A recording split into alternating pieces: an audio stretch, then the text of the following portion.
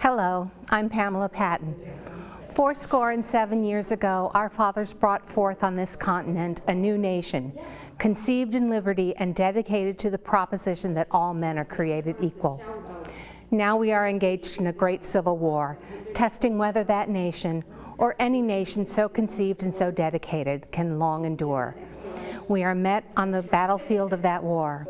We have come to dedicate a portion of that field as a final resting place for those here gave their lives that that nation might live.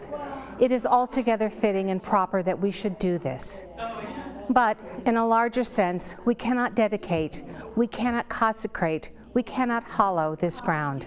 The brave men, living and dead, who struggled here have consecrated it, far above our poor powers to add or detract.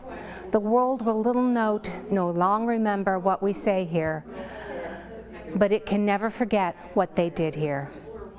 It is for us, the living rather, to be dedicated here to the unfinished work which they have fought here, have thus far so nobly advanced.